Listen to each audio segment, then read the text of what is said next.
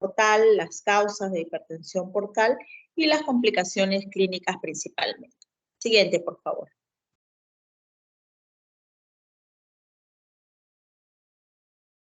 Ya. Siguiente. A ver, vamos a hablar un poco de la irrigación normal hepática, ¿no? La irrigación normal hepática está formada por dos circuitos. Uno que es la vena porta, que corresponde a la sangre venosa, representa 2/3 del flujo, ¿no? Y la vena, o la arteria hepática, perdón, que corresponde, transporta sangre arterial, ¿no? 1/3 del flujo. En total, más o menos, es 1.500 mililitros en volumen que se moviliza. Esto representa 15 al 20% del gasto cardíaco. Siguiente, por favor.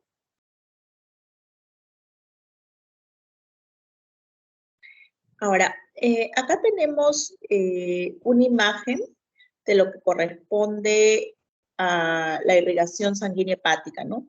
Tenemos la vena suprahepática derecha, ¿no? La vena cava inferior, vena cava suprahepática izquierda, ¿no? Y ya lo verde es lo que corresponde propiamente a la vesícula iliar biliar, ¿no? Lo rojo es la arteria y lo de azul está representado a la vena, ¿no? Siguiente, por favor. Ahora, esta vena porta va a tener diferentes ramas, ¿no? Que van a ingresar a la parte del hígado, tienen unas afluentes también para el vaso e incluso hacia el hemiabdomen inferior, lo que corresponde a la parte hemorroidal, ¿no? Superior, al colon, ¿no? A la parte mesentérica. Siguiente, por favor. Ahora, con respecto a la parte anatómica de la vena porta, va a tener un diámetro de 1 centímetro a 1,5 centímetros, ¿no? Y una longitud de 6 a 8 centímetros. De tal manera que esta vena porta nace a nivel del hilo hepático y ahí se va a ir dividiendo en dos ramas, ¿no? Ramas derecha e izquierda. Y estas a su vez van a tener otras subdivisiones hasta terminar en la red sinusoidal hepática, ¿no? Después de varias divisiones. Siguiente, por favor.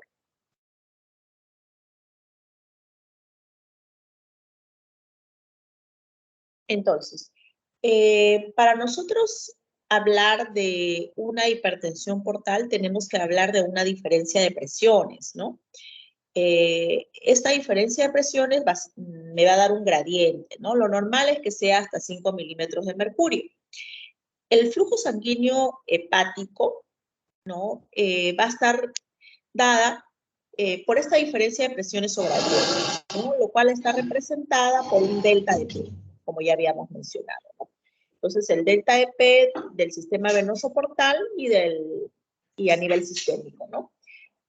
Vamos a tener una representación física mediante una fórmula, que es el flujo portal, que está representado por Q, y la resistencia vascular, que va a estar representada por R, ¿no? Lo cual se le conoce como la ley de Ohm. Siguiente, por favor.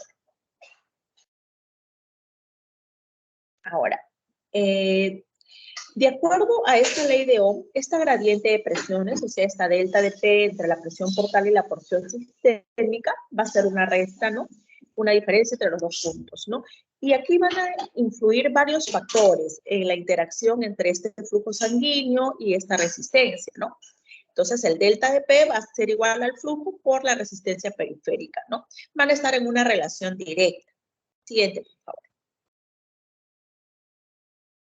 Ahora, a su vez la resistencia también va a estar representada por una fórmula, ¿no?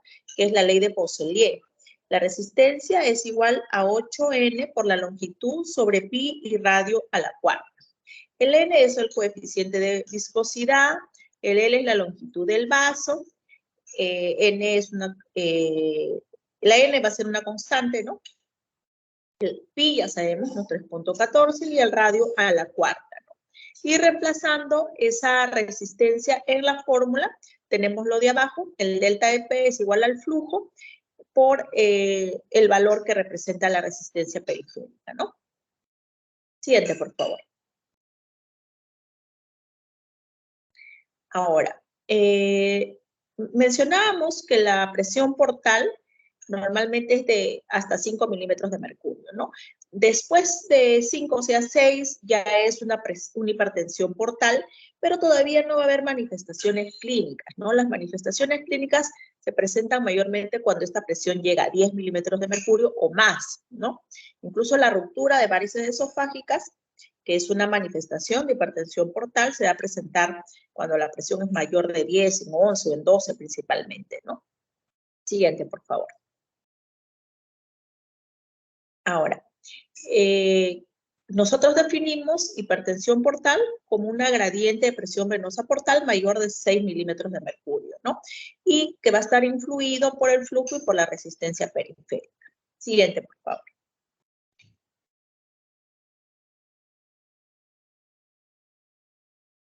Ya.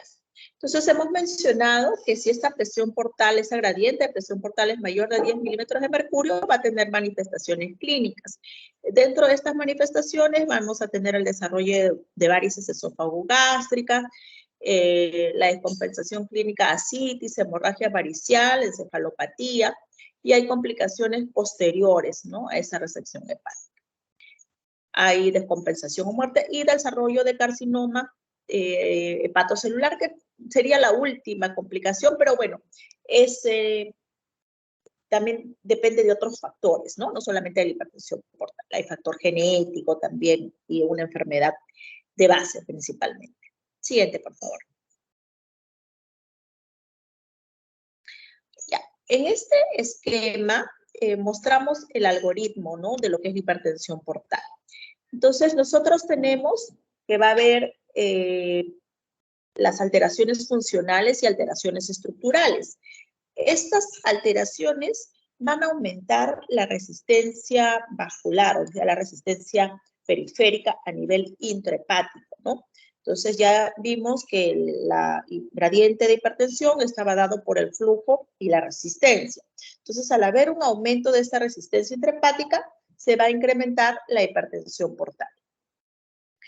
Al haber hipertensión portal, inicialmente hay una vasodilatación esplácnica y sistémica, ¿no?, de los vasos que salen, los vasos sanguíneos que salen del vaso y a nivel sistémico. Ahora, al haber esta vasodilatación a nivel esplácnico y a nivel sistémico, el flujo se mantiene inicialmente constante. Y si es que el diámetro del vaso aumenta, ¿no?, de los vasos sanguíneos, el cuerpo lo va a censar como una hipotensión arterial y como una hipovolemia efectiva. Y se activan ciertos mecanismos, ciertos sensores, ciertos neurotransmisores, ¿no?, vasoactivos, como el eje renina, angiotensina, aldosterona, para poder elevar esta presión, ¿no? Entonces, ahí es cuando ocurre, hay retención de sodio, va a haber retención de agua, ¿no?, y ya se produce propiamente la hipervolemia, ¿no? Tal es así que va a desencadenar la citis, y este aumento de flujo va a hacer que se formen neovasos, ¿no? Y es ahí que aparecen las colaterales portosistémicas, ¿no? Se forman unos nuevos colaterales por donde va a ir el flujo sanguíneo, ¿no? A esto le llamamos colaterales portosistémicas. Siguiente, por favor.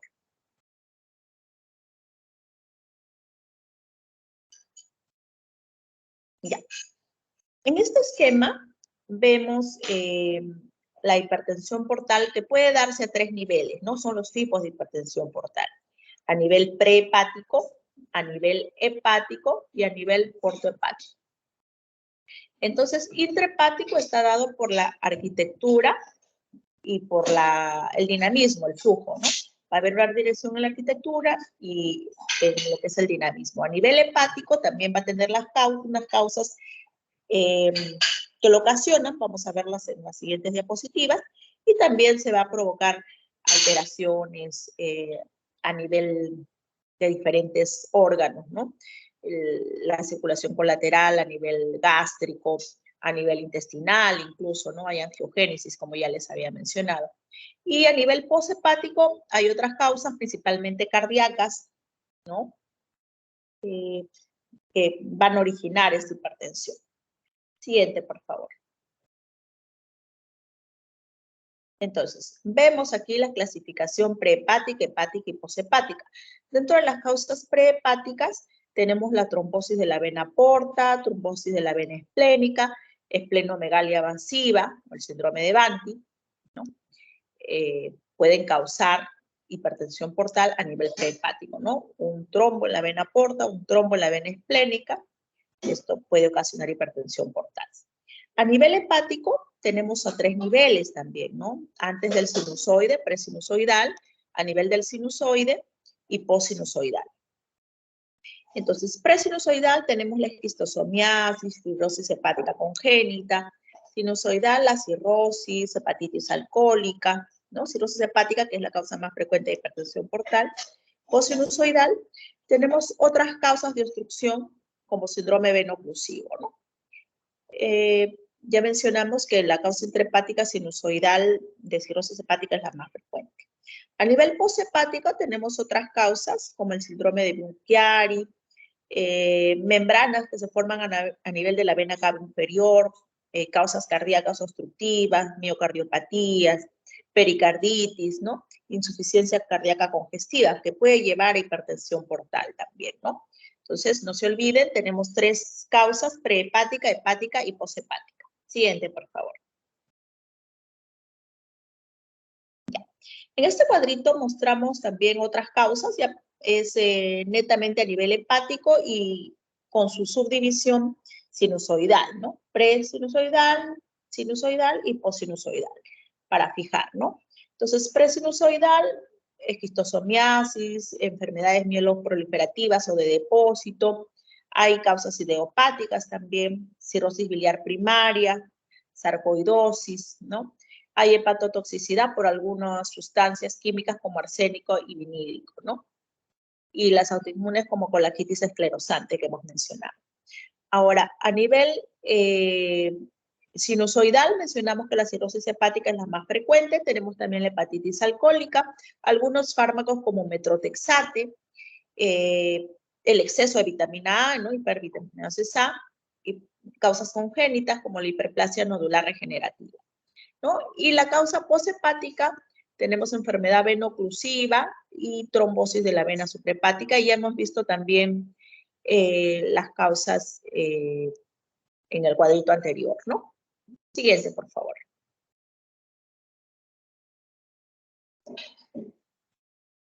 Ya. Entonces, en hipertensión portal tenemos incremento de la resistencia venosa.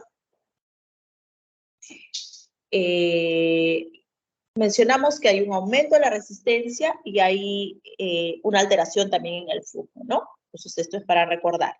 A nivel prehepático, trombosis de la vena porta, también algunos ganglios que nos puedan hacer compresión, ya sea por cáncer, por ejemplo. Obstrucción intrahepática a la cabeza representada por la cirrosis hepática y poshepática por los trombos de la vena hepática, ¿no? Siguiente, por favor.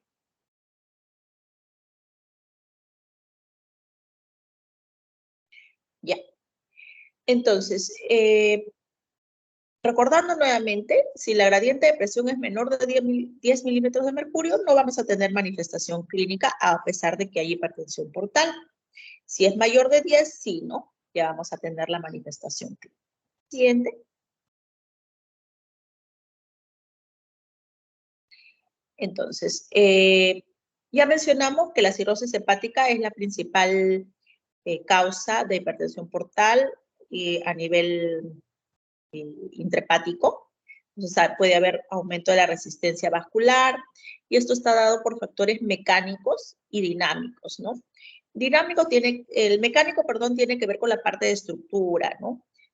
Hay fibrosis, hay formación de nódulos de regeneración, puede haber microtrombos, oclusión vascular también.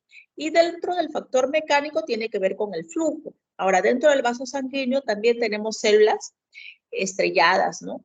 Perisinusoidales, que tienen una capacidad contráctil, ¿no? Y que le van a dar movimiento a este flujo sanguíneo. Algunos pericitos también que se encuentran a nivel de los sinusoides. Hay células musculares, miofibroblastos a nivel de los espacios porta, ¿no? células del músculo liso. Todo esto contribuye a dar un buen flujo a nivel de la circulación hepática. Siguiente, por favor. Ahora, recordando, hipertensión portal tiene que ver con la parte estructural y la parte dinámica, ¿no? Entonces va a haber un incremento de la resistencia vascular a nivel intrahepático y en ese momento aumenta el flujo sanguíneo en respuesta, ¿no? Va a haber una activación de los sistemas de renina, angiotensina, aldosterona y en respuesta a esto, al aumentar el flujo se desarrollan las colaterales, ¿no? Por hipertensión portal. Siguiente, por favor. Ahora, hay factores también vasodilatadores que pueden producirse en este interín, ¿no? Tenemos el óxido nítrico, las prostaciclinas, el monóxido de carbono, sulfuro de hidrógeno, endocannabinoides, neuropéptidos, glucagón, factor de crecimiento del epitelio vascular, ¿no? Siguiente, por favor. Ahora, ¿qué manifestaciones clínicas podemos tener? Como ya habíamos mencionado, la formación de varices esofagogástricas, que son muy frecuentes, la citis, es otra manifestación de hipertensión portal, síndrome hepatorrenal, que se da en un paciente con ascitis, esplenomegalia, ¿no? Encefalopatía hepática también, ¿no? Y pudiendo llegar incluso a hepatocarcinoma. Siguiente, por favor. Ahora, aquí tenemos la imagen de las principales derivaciones, ¿no? Portosistémicas. Cuando se produce la obstrucción gradual del flujo, ¿no? Va a haber un aumento en la presión venosa portal. Entonces, va a haber un aumento del flujo y van a desarrollarse las colaterales, ¿no? Estas colaterales principalmente son a nivel portal ilíaco, ¿no? Y se forman dilataciones a nivel hemorroidal, portal umbilical y se forma la típica circulación colateral en el abdomen con cabeza de medusa, que es lo clásico que nos enseñan en semiología, ¿no? Y el portogástrica, ¿no? Entonces ahí se forman las varices portogástricas.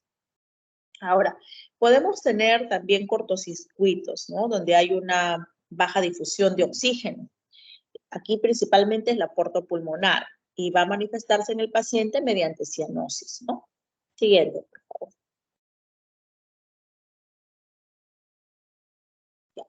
Ahora, con respecto a la circulación colateral, va a haber diferentes partes del tubo digestivo y de otros órganos donde van a aparecer. Principalmente es a nivel esofágico, a nivel del fondo gástrico, de la curvatura menor, a veces a nivel cardíaco, a nivel de la vena cava inferior, a nivel hemorroidal, ¿no? Entonces puede haber, de la vena esplénica también puede haber dilataciones, ¿no? Y la formación de circulación colateral. Lo más conocido es esófago gástrico, ¿no? Y en la parte del abdomen. Siguiente.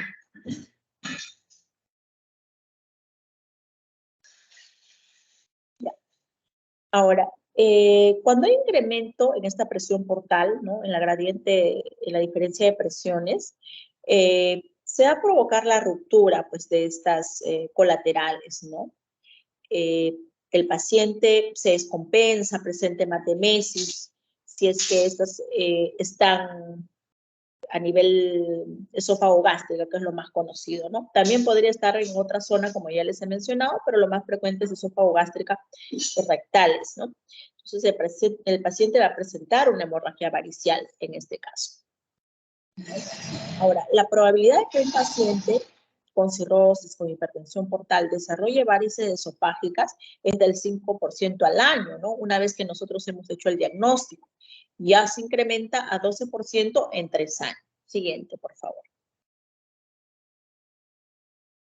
Entonces, ahí vemos las varices esofágicas. Hay una clasificación endoscópica que se le conoce como SARIN, de acuerdo a la ubicación de estas varices, ¿no? Si las varices solamente están en el esófago, nosotros la denominamos por las siglas varices esofágicas, pero si van del esófago al estómago se les denominan GOP1, que son las iniciales en inglés, las que van del esófago a la curvatura menor, y GOP2, las que van del esófago hacia la curvatura mayor, ¿no? Y si están aisladas, las denominamos IgB1 o IgB2. IgB1 son las que están a nivel del fondo gástrico y IgB2 es en otra parte del abdomen. Siguiente, por favor. Ya. Ahora, otra de las complicaciones es la encefalopatía hepática, ¿no? Va a haber un shunt portosistémico, va a haber un daño hepático, ¿no? Una insuficiencia hepática, y puede haber alteración neurológica psiquiátrica reversible producido por el edema cerebral y la citotoxicidad, ¿no?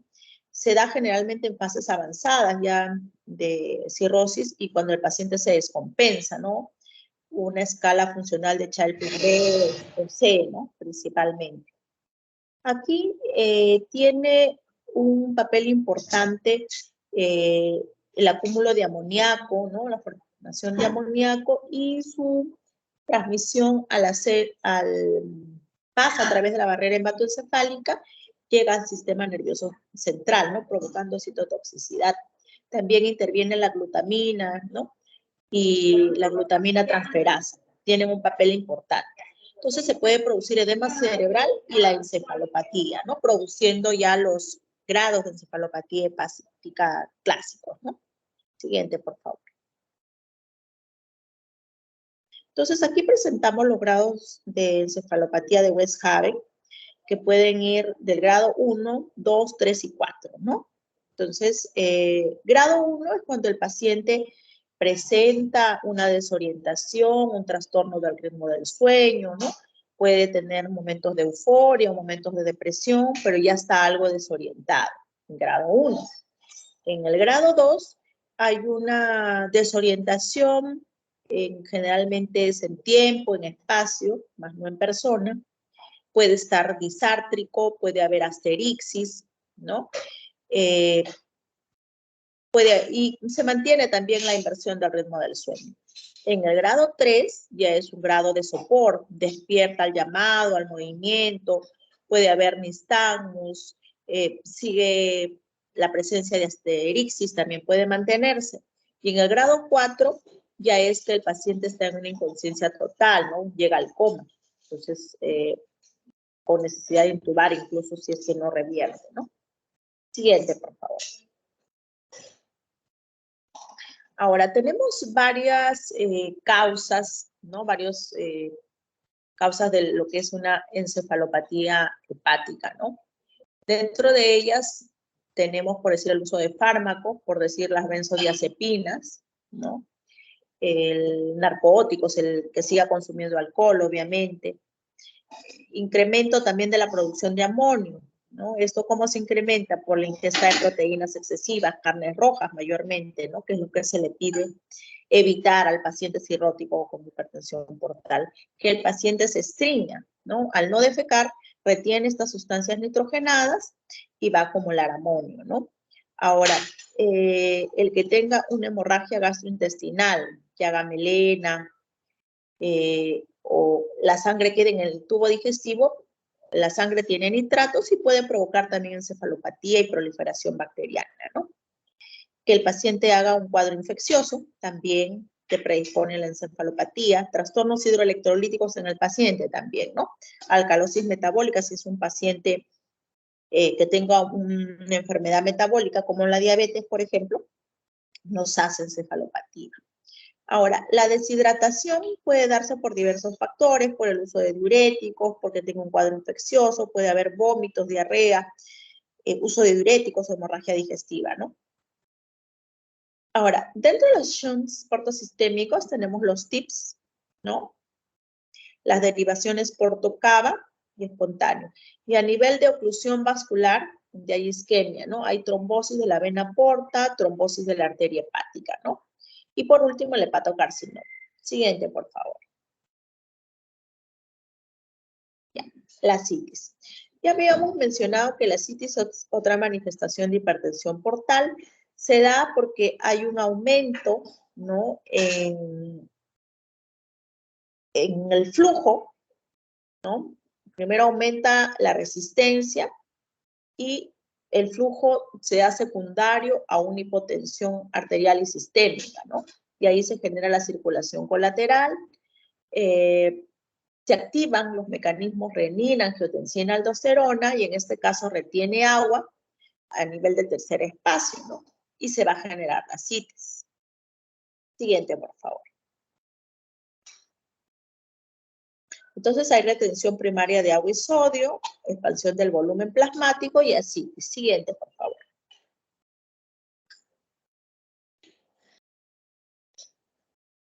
Ahora, recordando, ¿no? En la cirrosis hepática hay hipertensión portal sinusoidal, hay vasodilatación arteriolar esplásmica, hay una disminución del volumen plasmático efectivo, ¿no? Activación de los sistemas renina, angiotensina, aldosterona, antinatriuréticos, retiene sodio y por ende retiene agua, se genera citis. Ahora, puede haber vasoconstricción renal en forma permanente, ¿no? Y se genera lo que es el síndrome hepatorrenal, ¿no?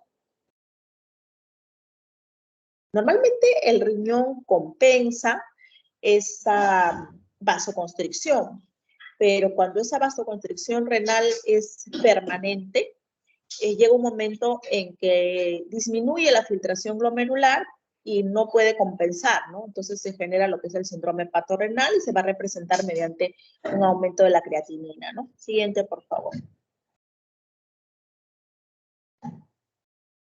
Ahora, la esplenomegalia, ¿no? Va a haber, en el paciente con hipertensión portal, va a haber alteraciones hematológicas, ¿no? Dentro de las principales que conocemos está la plaquetopenia, que es lo primero que aparece, puede haber anemia, puede haber pancitopenia en el paciente, y puede haber una esplenomegalia, ¿no? Son de los trastornos más frecuentes que suelen aparecer. Siguiente, por favor. Bueno. El síndrome hepatorrenal es otra de las consecuencias clínicas de hipertensión portal, que da ya en pacientes hepatópatas muy avanzados, ¿no? Como les mencionaba, al haber la vasoconstricción renal que se produce en respuesta a los sistemas renina, angiotensina, aldosterona, la retención de sodio, hay disminución de la filtración glomerular en forma constante y esto genera el síndrome hepatorrenal con un aumento de la creatinina, ¿no? Entonces ya no se ve un deterioro progresivo de la función renal. Siguiente, por favor. Y uno de los últimos tenemos el síndrome hepatopulmonar, ¿no? En el síndrome hepatopulmonar va a haber una alteración de la difusión, ¿no?, del oxígeno de la arteria pulmonar a la vena pulmonar, no va a haber una buena difusión. Entonces va a haber reducción en la capacidad de difusión pulmonar e hipoxemia, ¿no? Entonces el paciente va a tener manifestaciones clínicas. Dentro de las manifestaciones clínicas va a haber cianosis, ortodioxia, ¿no? Principalmente. Hay que descartar, sí, que el paciente no tenga otra patología pulmonar, ¿no? Eso es importante, que el paciente no tenga otra patología pulmonar, por decir una fibrosis pulmonar, enfermedad pulmonar obstructiva crónica, tuberculosis, que puede estar generando toda esta alteración en la difusión, ¿no? Es más que nada el paciente hepatópata que ya entra en un estadio avanzado. Podemos ver los dedos en vidrio de reloj, las uñas en vidrio de reloj y la hipoxemia, ¿no? Siguiente, por favor.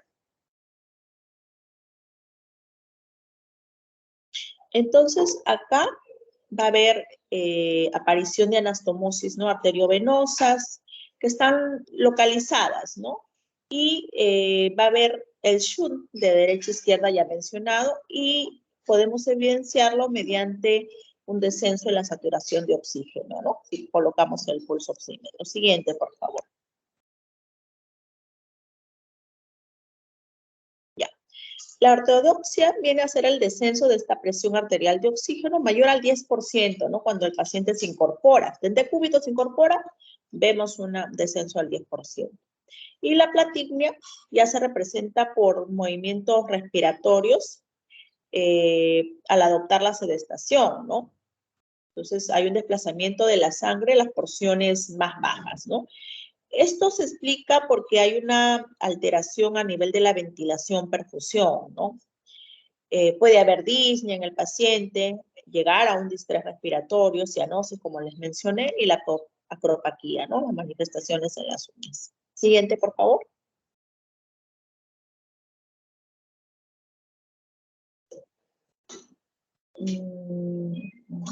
No, este es el uso de fármacos. No, esta la pasamos. Siguiente, por favor. Ya. Ahora, una de las últimas manifestaciones que pueden darse en un paciente con hipertensión portal cirrótico principalmente es el hepatocarcinoma, ¿no? Al haber cambios estructurales constantes, se puede formar lo que habíamos mencionado, los nódulos de regeneración, la fibrosis, y haber una hipervascularización. Se estimulan ciertas células, ¿no? Y dentro de ellas células malignas. Hay proceso de neoangiogénesis. El hepatocarcinoma, que es el tumor pues, más frecuente del hígado, se caracteriza por eso, por ser muy vascularizado. Entonces predispone, ¿no? Una hipertensión portal a un hepatocarcinoma. Siguiente, por favor. Creo que ese es el último. Bueno, entonces, ¿cómo podríamos concluir? ¿Cuáles serían las conclusiones de la clase? A ver, la delegada. ¿Me han entendido la clase?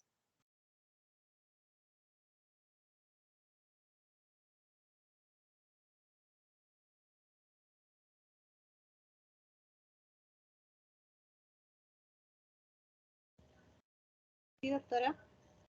¿Cómo podríamos concluir? ¿Cuál sería una de tus conclusiones de la clase?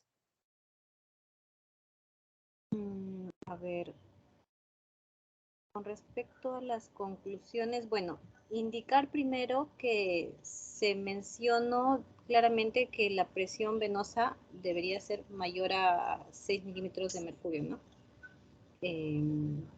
También que,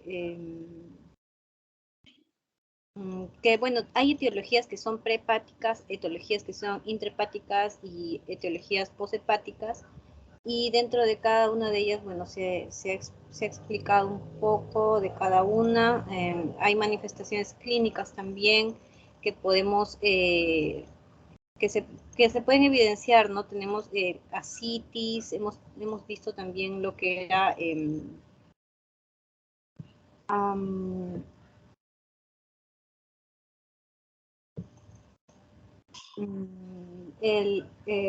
síndrome de hepatorrenal, el síndrome hepatopulmonar también.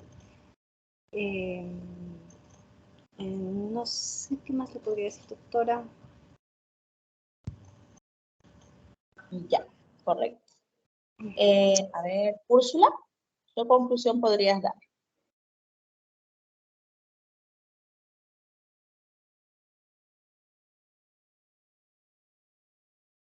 ¿Se encuentra Úrsula? Sí, doctora, estoy presente. Sí.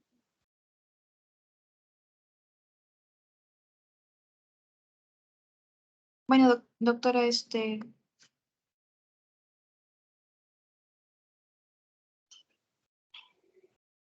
creo que uno también se tendría que identificar, ¿no? Hacer la evaluación inicial del paciente, ¿no? Que uno tiene que presentar los antecedentes, si es que tiene o no complicaciones y las pruebas de laboratorio para poder abordarlo, ¿no? Y también hay que ver, Ya. pues sí. Porque puede tener alguna lesión hepática que ya sea, con un antecedente, ¿no? Lesión hepática crónica que pueda provocar cirrosis, ¿no? Y desarrollar esta etiología. Puede tener también Correcto. antecedente de hepatitis C, entonces también sería bueno, ¿no? O una colangitis, etcétera. Entonces, se tiene que evaluar eso también, doctora, la historia clínica. Ya, correcto. Claro, siempre debemos partir de una historia adecuada, ¿no? Bueno, entonces recalcar, ¿no?, que la hipertensión portal puede tener diferentes causas a nivel prehepático, intrahepático, poshepático, ya hemos mencionado cuáles. Puede haber complicaciones de estas, ¿no?, manifestaciones clínicas. Toda hipertensión portal no es por cirrosis hepática, a pesar de ser la primera causa, ¿no? Eso es lo que habría que recalcar. Muy bien, ¿alguna pregunta? Si no, ya estaríamos terminando por hoy. Doctora, una consulta. El Sí, tratamiento de la varices, o sea, de sangrado de varices esofágica, ¿cómo sería? ¿O cómo se empezaría el manejo? ya. Hay el tratamiento, digamos, profiláctico antes de un sangrado, que es con los beta bloqueadores, o sea, el tratamiento farmacológico, pero cuando ya ocurre el sangrado, tienes que usar los vasoactivos, ¿no? En este caso tenemos los análogos de somatostatina, como el otrioide, la misma somatostatina, terlipresina, cuando ocurre el sangrado por varicial. Y después ya es endoscópico, ¿no? Ocurre el sangrado varicial, colocas los fármacos a nivel endovenoso, estos que hemos mencionado, y el paciente tiene que ingresar en condiciones óptimas a la endoscopía para poder ligar, ¿no? Y de esa manera erradicar estas varices. Ok, pues, muchas gracias. Una pregunta con respecto a lo relacionado con mi compañero. ¿La somatostatina y el octreotide no se usa para úlcera péptica también cuando hay una complicación? No. Se puede usar el otrioide en el caso de que haya fístulas, ¿no? Fístulas digestivas, porque ayuda a disminuir las secreciones, pero no es en úlcera péptica. En sangrado no varicial, en úlcera péptica, lo que usan es inhibidor de bomba de protones, ¿no? En infusión. Ah, ya entiendo, doctora, gracias. Bueno, muy bien, chicos, entonces estamos terminando la clase por el día de hoy. Nos vemos. Gracias, doctora. Doctora, una consulta. El doctor Sí. Pichilute me mencionó que él iba a realizar su revista de revistas del 18 y usted iba